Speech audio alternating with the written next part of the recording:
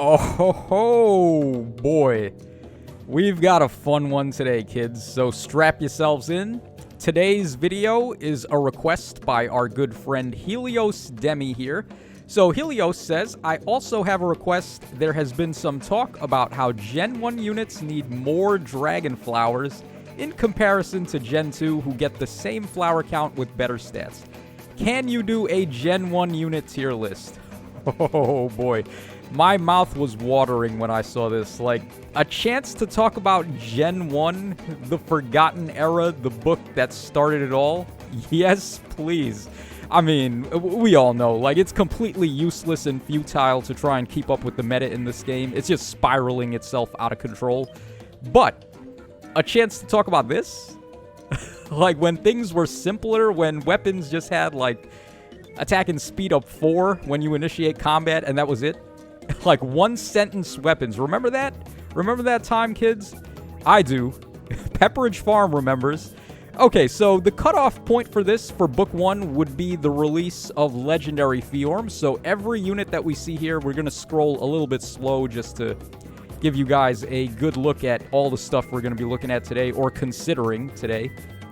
And I'm not really going to do a tier list. I don't think it's fair to do a tier list for all of these units, because some of their refines were a little bit better than the others, and some of them just had better stat placement than the others. So, like, doing a tier list doesn't seem fair, but I will at least mention all of the notable standout heroes, and then we'll also just talk about some builds that could work for them. And you'll find very quickly that a lot of the builds we're going to be looking at could work on a majority of these heroes. So here is Fiorm. She released 11/28, November 28th of 2017. God damn, it's been 6 years.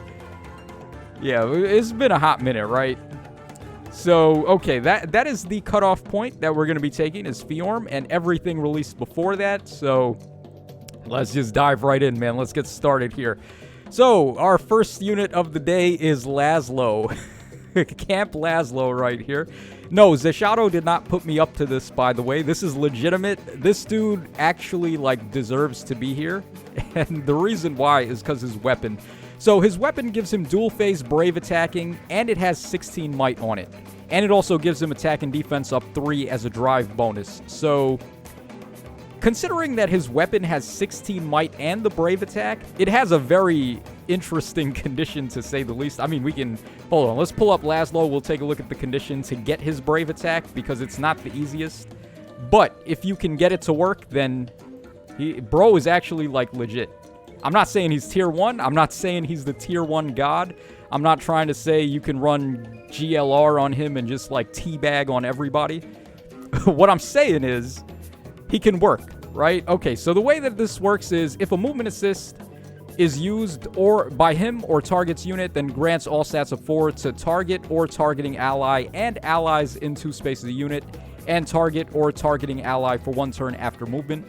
So basically, it's just like a party-wide all stats up 4 when a movement assist is used. So he's already, like, kind of getting himself prepared to get his brave attack condition, which is if unit is within 3 spaces of 2 or more allies who each have total bonuses greater than or equal to 10. Then he gets his drive attack and defense 3, and he gets his brave attack. So that's pretty much what you want with him. How easy is it going to be to pull that off? Now, that's a story for another day. But if you can do it, man, I mean, this would work. So Gambit 4 gives him flat 50% DR on every hit, since we're using a 5-hit special and he doesn't have -1 special trigger. Miracle just makes the most sense, because if he can hit twice and then survive the first enemy hit with, like, whatever bulk he's going to have, then he could possibly get Miracle off. You would absolutely want to give this guy special ramp support from somewhere. Legendary Hinoka can do it. Na can also do it with her refine, or you can get it from support, like with World Breaker or Brave Lucina, if anyone even uses her anymore. But there's a lot of ways to get the special acceleration with him. So all things you may want to consider. And then the rest is just beefing up his attack and speed as much as we can. So pretty much that is the build for him. All right, next up we have Alm. This first tier here is basically just all a bunch of brave attacking units. So Falchion on Alm, his refine gave him double Lion. So he's able to perform a brave attack if his HP is full. But after combat, he takes 5 chip damage. And it sucks that the chip damage is after combat, so the only way we can recover that is with Mystic Boost. Ether and Attack and Speed Finish would do the healing in combat. So even if you get back up to full HP in combat, the chip damage occurs after combat. So we need Mystic Boost to make that consistent. We've got Hexblade here just to give him adaptive damage and to hit harder. Gambit 4, once again, it's just like God's here on all of these units with middling speed that can't really run Close Call 4 and such effectively. And then it also gives 15 true damage with Brave attack weapons. Like, that's nuts. And this is a full might weapon. It's got 16 might. And it's got effective against dragons as well. So just another bit of way you could gain some extra damage on him. And then we've got Oath 4 as well, so a full-on damaging build that we've got here for Alm. That's why he's a standout. All right, next up we've got Bride Cordelia, who once upon a time was like the ideal unit in terms of attack and speed. She had the best attack and speed combo for a very long time, and you want to know what that was? It was just 35 base on attack and speed. She just had 35 in both, that's it. Like, completely unlike today's day and age where units are just coming out of the box with like 47 base speed and then like 44 attack. So yeah, I mean, like I said earlier, the game is just spiraling itself out of control, but this used to be the pinnacle of player phase potential, so we can give her the Arcane Dark Bow to make good use of and get the speed refine. All things considered, her stats actually aren't the worst. Like, 52 is still kind of acceptable for speed, and then 64 is still kind of acceptable for attack. So, it's not like she's awful. And then we're just going to go for Special Spiral 4 to continuously get Luna over and over. Arcane Darkbow's got -1 special trigger, half a null follow-up, and Desperation. Hexblade for the adaptive damage. Oath 4 and Blade Session to just maximize those DPS and just, like, hit as much as we can, as hard as we can. So there you guys go for this build here. Physical null follow-up is also an option, but I thought this was a little better. Just completely negate DR entirely. Like, if you want to go for physical null follow-up, then maybe Deadeye is an option too. All right, next up we have Elencia here. We're going with the Resplendent art as well. We're just going to go ahead and put the Resplendent alts on all units that it applies to. Even though that costs money, that's not free to play, but that's not the point of this video. The point of this video is just to take a look back to a simpler time when units were actually cool and we built them because we liked them. So Elencia here has a very nice Resplendent, by the way, especially that damaged art with the booty. But, okay, so we're going with her refine here. I was considering other options for brave weapons, but as it so turns out, her refine actually is better than the inheritable brave weapons still. So Amity has 11 might, and then it gives her Swift Sparrow 2. So attack and speed up 4 when she initiates combat. And it does speed -2. That's the downside to having her brave weapon, but that's fine. That's not the biggest deal. 48 speed is not really enough to quad, but I mean, it's the best we can get out of her. And then we've got plus attack and plus speed for the Ivies. Gambit 4, once again, coming in clutch with units that do not have -1 special trigger and have brave attacking. Flared Sparrow, again, just to add as much damage as possible. You could go Oath 4, attack and speed Oath 4, but I just went for Soaring Guidance just to remind everybody that it's an option on all of these flyers. So that would be the build here. Ruptured Sky, preferable for our special, so we can use the enemy's attack stat, which is more than likely going to be way above what Elencia's got here. All right, next up we have the man himself, the meme lord. We got Reinhardt. So one day they will refine Dire Thunder. I don't know when that day is going to be, but they're eventually going to refine Dire Thunder and Sinmara. And when that day comes, I'm going to be waiting. So here we go. Like, this is the best you can do for deeps on this guy. Get as much damage as you can. Flared Sparrow just outperforms all the other A skills in terms of damage because of that 7 true damage at the start of combat, which also escalates to 14 if you attack an enemy already on a flame tile. We got Seal Res 4 to get the massive debuff to res there, potentially -11, which is insane. But I think lull attack and res 4 would be better whenever that releases, but I mean, that's not for who knows when. Joint Drive Attack to get some extra attack, but also feud skills are an option, like Colorless Feud or Red Feud or whatever. And then Blade Session. We don't care about the speed. We just want the +9 attack from this, which is the highest you can get out of the Sacred Seal slot. So this is the maximum power Thunder God himself, showing everyone that magic is still everything. All right, let's go ahead and move on to the next bit. These units here are like nuker units. I kind of like separated them by category. So we got Brave Attackers here. This time we're taking a look at nuking units. So Sonia's Refine actually is still pretty solid. It gives her the -2 special count at the start of the turn. And then it also has +10 true damage when triggering a special. So the classic Spiral 4 times +4 Finish 4 build will work quite well on her. Iceberg, of course, because her res is pretty good. You could stack speed on her, but there's not really any point. She's not fast enough to double anything right now. And you just want to raise her attack and res so she hits as hard as possible. So that's what we went for. Also a very beautiful Resplendent art with her. I really like this one. All right, next up we have Navarre, who is basically just Sonia except for melee types. So his weapon doesn't have the +10 damage when triggering a special. Instead, he's got -1 special trigger. So unlike with Sonia, we don't have to run times +4, so that opens us up to run Oath 4 instead for some more power. We got Spiral 4, of course, to loop Luna over and over, and that's pretty much the gist of this build. Finish 4 and Speed Form 4, or Speed Form 3, can give us dual phase stats, so in case we need him to take a hit on the enemy phase, he may be able to. So that's pretty much what we're going for with that build. All right, then we've got Sanaki over here. Another really nice Resplendent art. I mean, her OG art had the giant forehead, so it's nice that they went ahead and fixed it. And she looks more in line with how she looked in Path of Radiance anyway, so I do like this.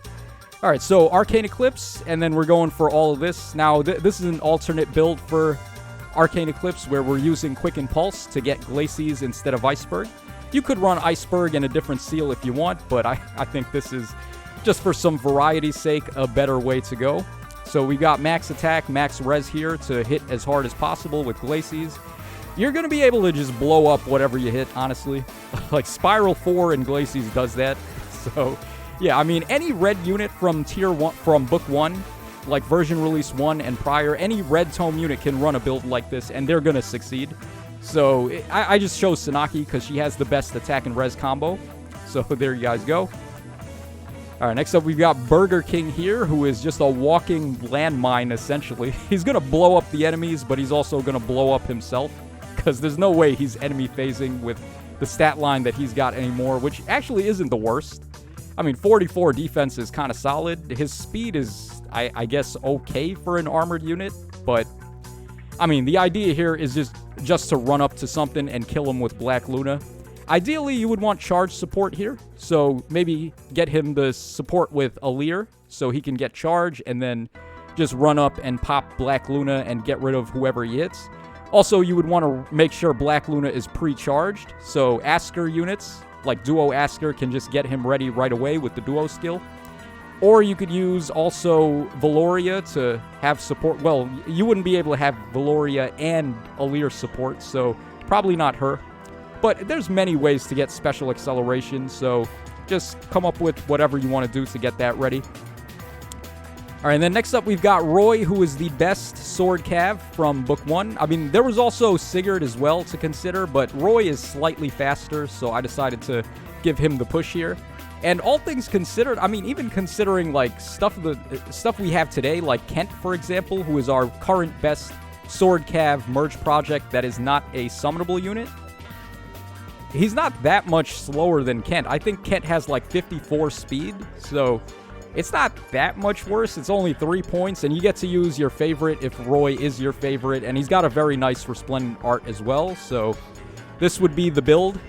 I mean, from this point forward, I'm just going to call this the build, because you guys already know, I've explained this many times. Flared Sparrow, Flow Desperation, Alarm, Attack, and Speed.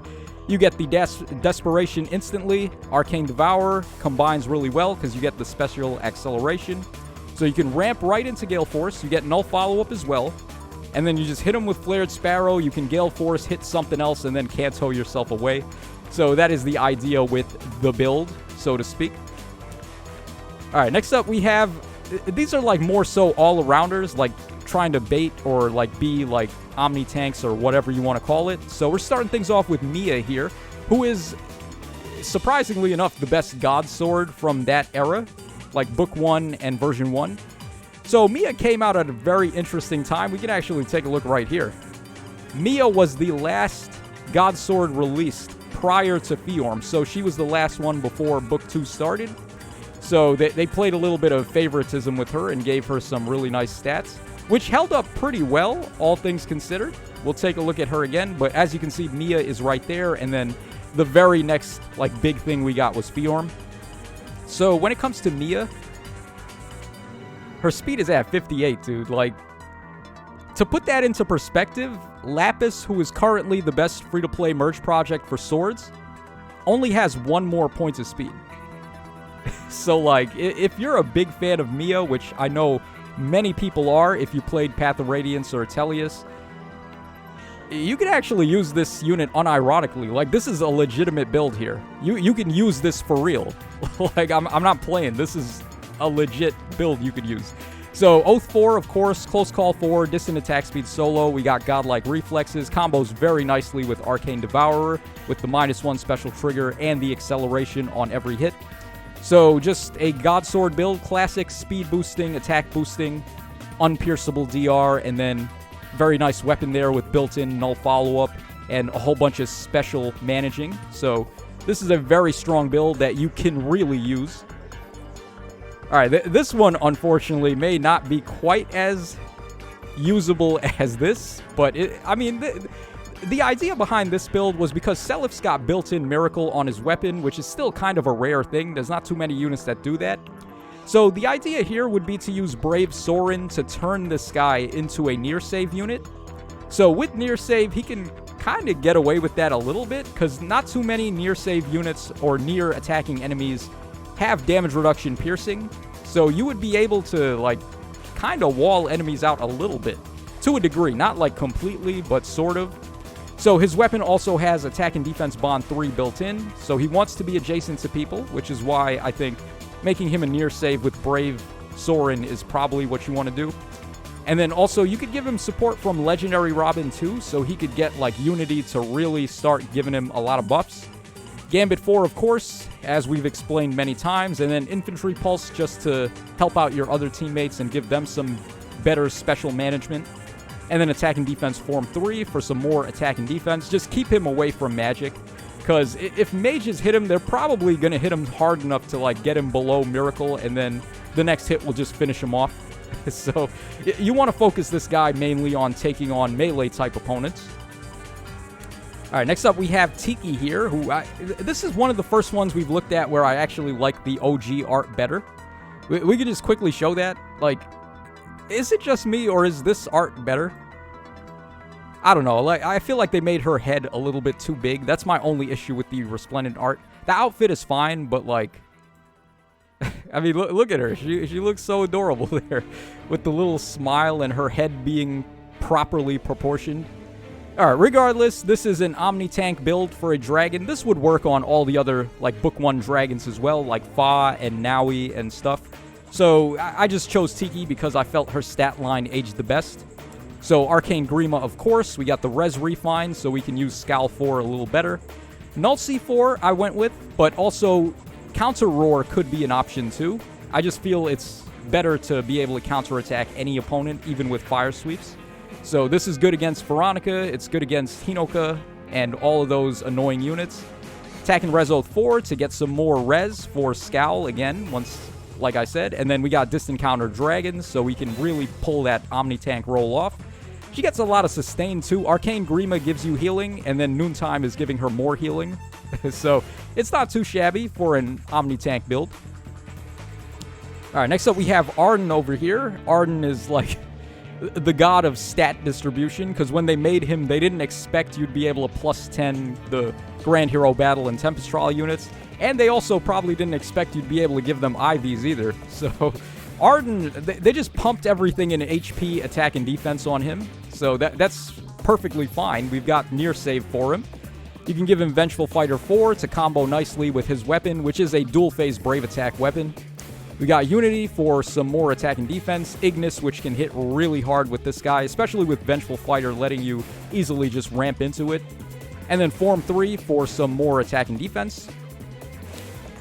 All right, next up we have Halloween Jacob, a pretty rare unit. I'm not even sure how many people actually have this guy, let alone how many people have him at plus 10.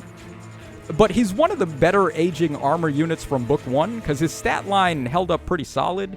And you can, of course, give him skills like this. So Armored Flow would give him True DR after he procs it against ranged opponents.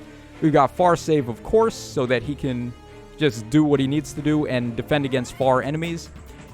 This weapon here, Arcane Nastron, works really well for armored bait units, particularly the bow ones, because, I mean, it is a bow, so there you go.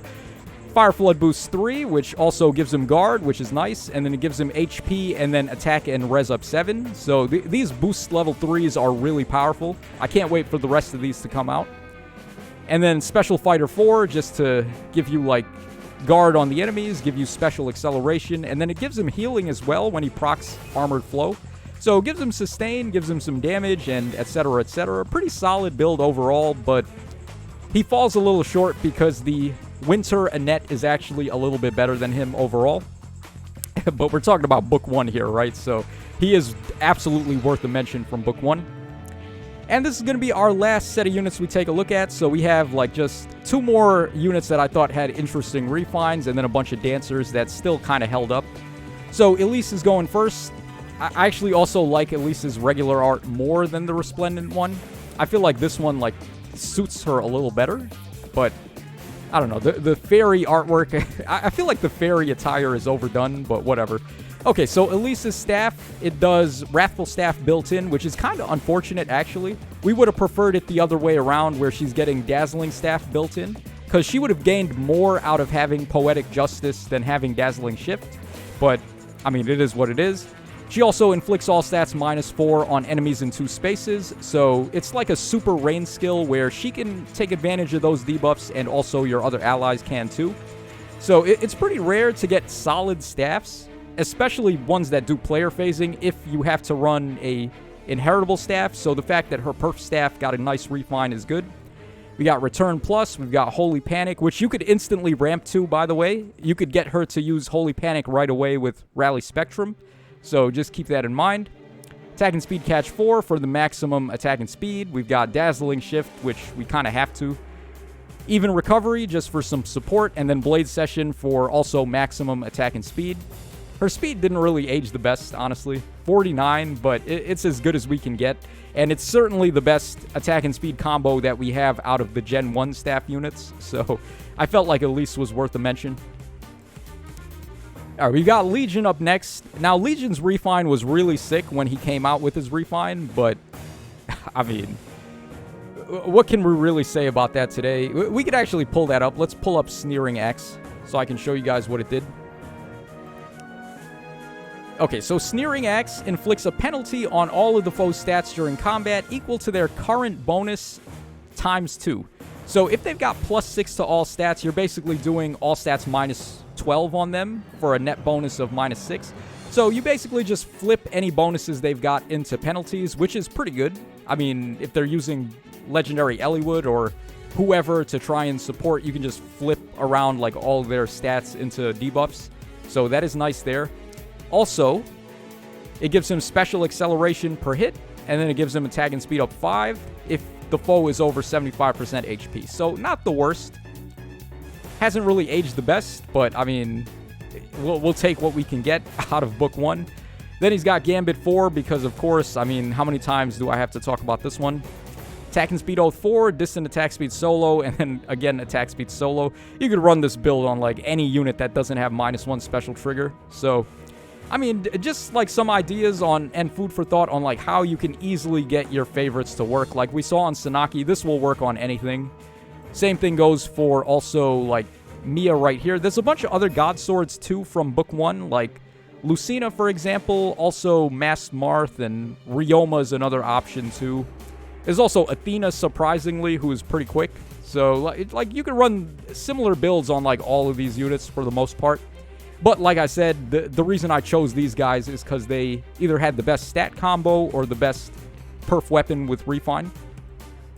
And finally, we have our dancers here. Now, you could run probably the same build on like all of the dancers if you wanted to. There are some exceptions, like Ninian's got access to Scowl. Olivia's got Arcane Devourer, which works a little better for Gale Forcing than Lewin does because it has the built-in acceleration.